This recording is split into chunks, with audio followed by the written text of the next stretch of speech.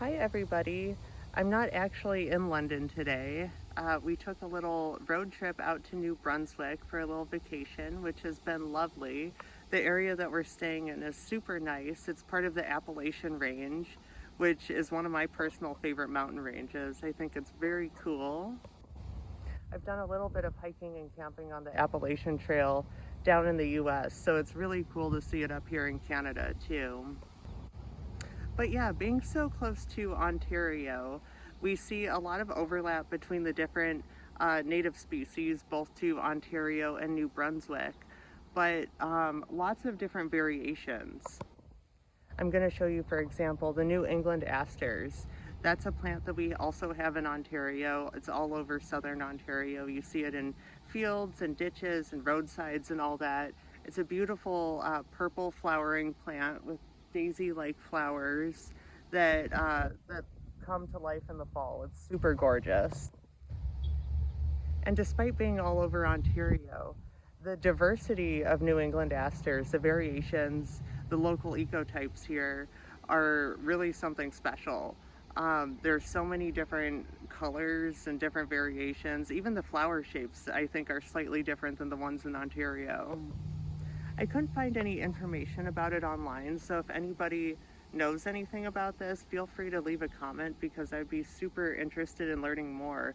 But I would assume that this is, given that we're kind of in the New England area and the name of the plant and everything, plus the just incredible amount of diversity, I would assume that we're in the radiation point for for New England asters, meaning that they originated in this area, I would assume. Just based on the amount of diversity and everything.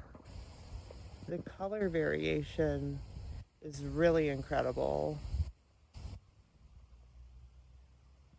So some pink ones up here.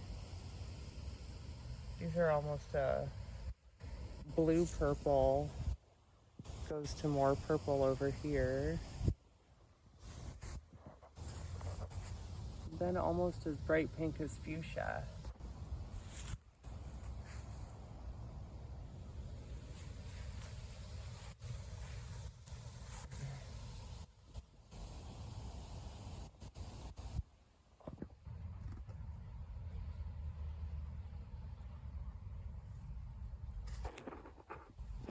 New England asters are just such a treat for pollinators in the fall when a lot of stuff stops flowering.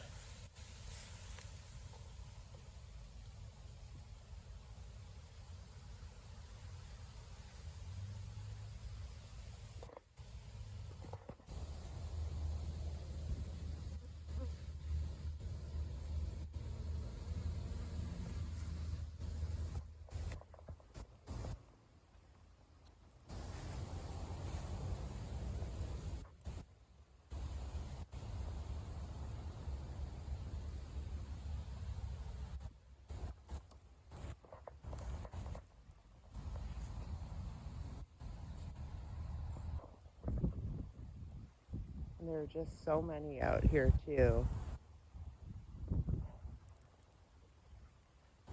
Based on the little surveys I've done, I would say that they almost outnumber the white asters that we see all over Ontario.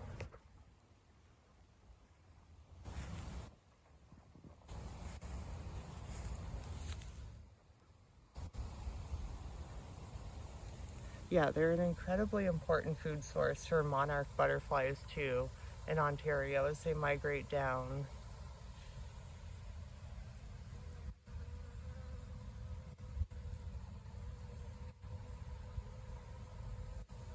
People need to plant this in their gardens because it is an absolute powerhouse for pollinators, as you can see.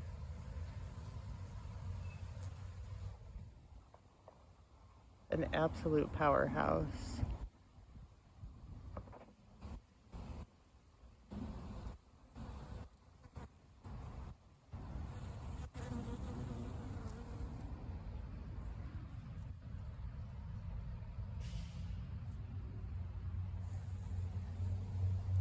Plant this in your gardens, people. It's super duper easy to start from seed too. Some of these are starting to go to seed right now. Super easy to collect. Just kind of Peel back the brown stuff, and you got your seeds right there. 50 of them at least. And they germinate like crazy. Plant them in your gardens, people.